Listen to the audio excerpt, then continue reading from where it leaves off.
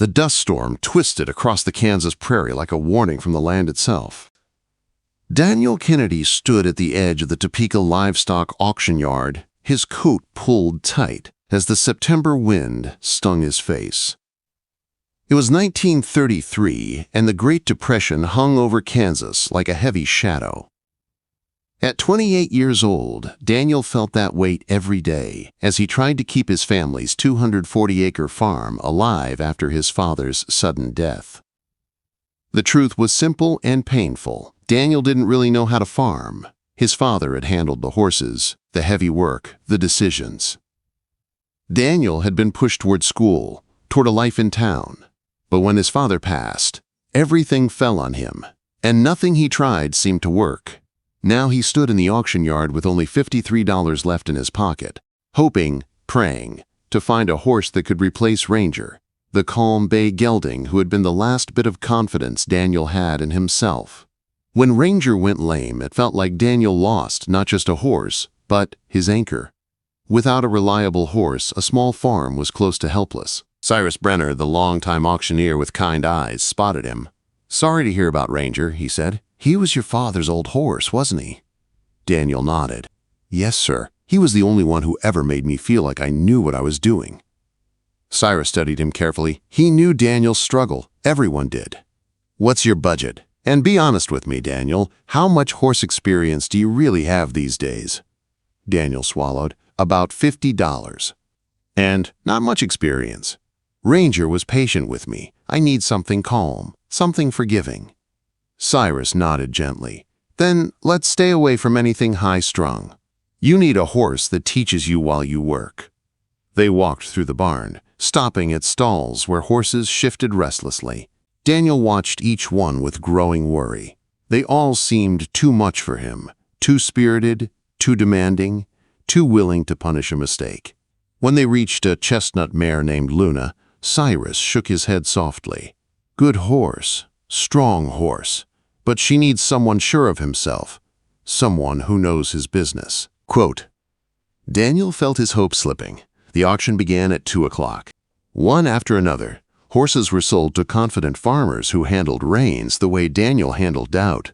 His hands shook as he watched Luna sell for $68, well out of his reach anyway. By then, only the horses nobody wanted were left. Too young, too stubborn, too unpredictable. Daniel's heart had sunk so low it felt like it might fall right through the dirt floor. Then Cyrus called out, "Lot 52! This here's Pearl, an American cream draft mare, 4 years old." Daniel looked up and froze. A cream-colored mare stepped into the ring, her coat shining softly in the afternoon light, like pale gold washed in sunlight. Her mane and tail were flaxen, almost white, and her build was strong, yet not overwhelming. What struck Daniel most wasn't her size or her rare color. It was the calm in her amber eyes. While other horses tossed their heads, snorted, or paced, Pearl stood steady, quiet, observant, as if she understood everything around her and didn't fear a single thing. Cyrus raised his voice. "Now, folks, listen here. American cream drafts are the only draft horses bred right here in America. They're known for being gentle, smart, and real good with novice handlers."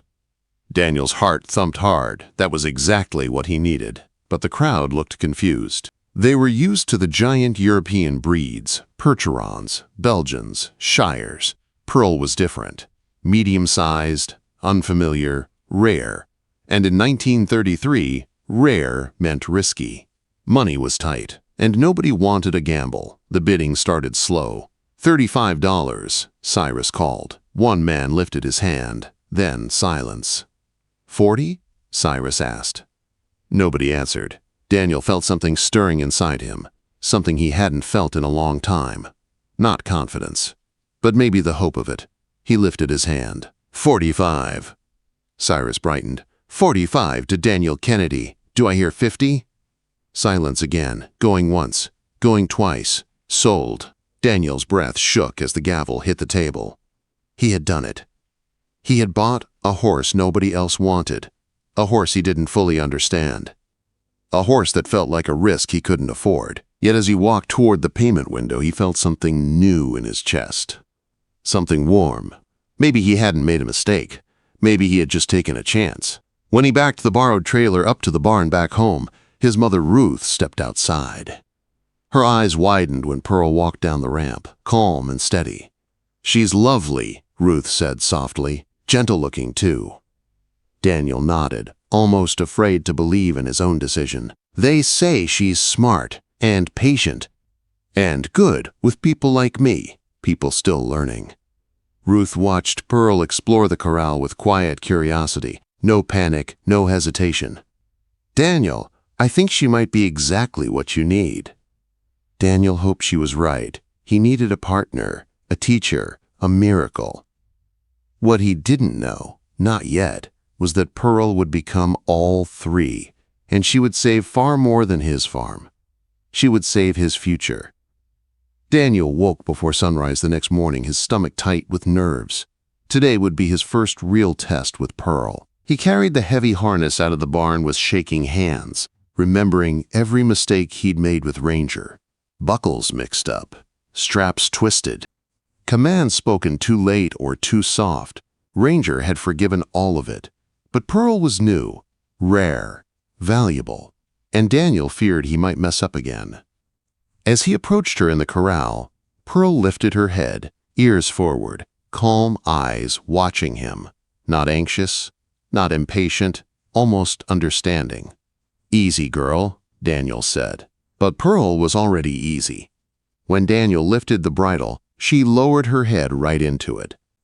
When he struggled with a stiff buckle, Pearl stood like a stone, giving him all the time he needed. Not once did she shift or toss her head. It felt like she was helping him. By the time he fastened the last strap, Daniel let out a breath he didn't realize he'd been holding. "Thank you," he whispered. Then came the real challenge, hitching Pearl to a small cart loaded with fence posts. Ranger had always made this step difficult, backing crooked or stepping too fast. Daniel expected the same confusion today. But Pearl backed into place with perfect care, stopping exactly where she needed to be. No guess, no rush. She simply waited. As Daniel clipped the traces, his hands shook again, but this time with awe. "You really do know what you're doing," he said. Pearl flicked an ear as if she agreed. The morning work was a revelation. Pearl pulled the cart with smooth strength, her steps steady but full of energy. She never strained, never fought the harness, never reacted to Daniel's hesitant commands. She listened, she adjusted, she tried, she cared. By noon, they'd repaired more fence than Daniel had finished in a month. That evening, when Ruth stepped outside and saw the neat line of fixed posts stretching across the pasture, her eyes softened. "Daniel, this is the most work we've had done since your father passed." Daniel looked at Pearl grazing calmly near the barn. "It's not me, Ma. She's different." But Ruth shook her head. "No, son, she's helping you. But you're doing this." As the weeks passed, Pearl proved herself over and over again. Whether pulling stumps, dragging logs, or guiding the cultivator through rows of earth, she worked with a kind of quiet joy. Daniel learned to trust her. She learned to trust him. A partnership grew between them, one built not on skill, but on patience.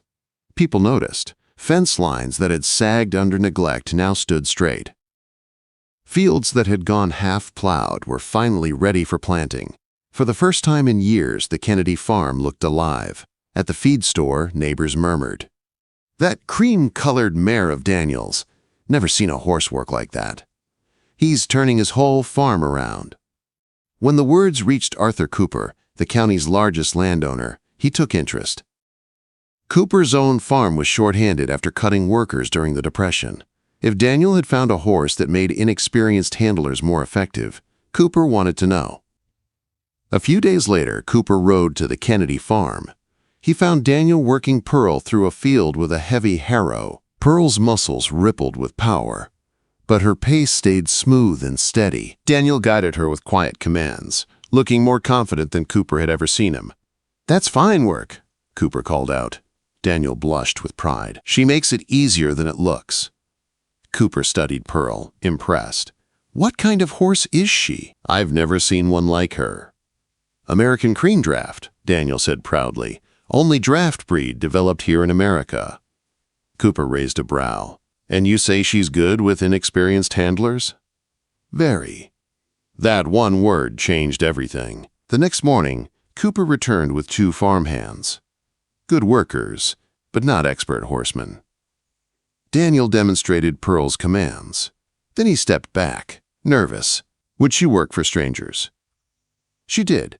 She followed their voices, matched their pace, paused when they hesitated. She made hard work look easy, even for men who didn't know her. By the end of the day, Cooper was stunned. "Daniel, where can I get a horse like her?" Daniel could only shrug. "The auctioneer said they're rare. The breeder was from Nebraska. That's all I know." What Cooper learned next shook them both. American Cream Drafts weren't just rare. They were almost extinct. Pearl wasn't just a good purchase. She was one of maybe 50 working horses left in the entire country. When Cooper shared the news with Daniel, the young farmer felt the ground shift under him. Pearl was more than a partner, more than a miracle. She was a piece of American history, barely hanging on. And suddenly, Daniel understood something. Saving his farm wasn't the end of the story. Saving the breed might be his calling, but taking that step would risk everything he had. The news about Pearl followed Daniel like a storm cloud and a sunrise at the same time. She wasn't just rare, she was one of the last of her kind. Fewer than 200 American Cream Drafts remained in the whole country, and only a handful were working horses. Pearl wasn't just a good find. She was a miracle hidden in plain sight. And suddenly, everyone wanted to see her. Farmers from neighboring counties drove miles just to watch Daniel work her. They asked questions. They made offers. Some even begged to buy her. Daniel turned every offer down. Pearl had saved his farm. She had built his confidence. She had given him purpose. He wasn't letting her go. But the attention sparked something new, something Daniel had never imagined doing. If American Cream Drafts were dying out, maybe he could help bring them back. It was a wild idea, bigger than anything Daniel had ever attempted. He could barely farm. He wasn't a horse expert. But when he looked at Pearl, grazing calmly in the warm Kansas sun, he felt something he hadn't felt since his father was alive. Hope. The first step was finding a stallion. Word traveled fast, and soon Daniel heard about Eclipse, an American Cream Draft stallion in Iowa. Strong, proven, gentle, everything Pearl needed in a mate. But the price was crushing. $300. Daniel stared at the number on the letter for hours. That was almost everything he and his mother had saved. Money meant for repairs, seed, emergencies. Money they couldn't afford to gamble. That night, Daniel sat at the kitchen table, the letter in front of him. "Ma, it's too much. If this doesn't work, we lose everything." Quote. Ruth sat across from him, hands folded, eyes steady. "Daniel, your father always said the biggest mistake a farmer can make is being too afraid to take a chance. You believe in this horse. I believe in you. If this is the path you feel called to take, we're going to walk it." Daniel closed his eyes. He wasn't used to making brave decisions. But Pearl had changed him. She had shown him what was possible. He bought the stallion. Eclipse arrived 2 weeks later. And from the moment Daniel saw him, tall, powerful, calm, he knew the risk had been worth it. When Pearl first approached the stallion, something like pride swelled in Daniel's chest. They were a perfect match, strong, intelligent, historic. When the first foal was born, both Daniel and his mother cried. A pale cream coat, clear, bright eyes, a gentle spirit from the very beginning.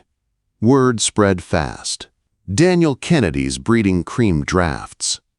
They're stronger than regular farm horses. They're calm enough for beginners. Within months, farmers across Kansas, Nebraska, and Oklahoma sent letters asking for foals. Many asked to visit. Some wanted to invest. Others simply wanted to see Pearl, the horse that had changed everything. A local veterinarian, Dr. Margaret Westbrook, studied the rising foals and shook her head in amazement.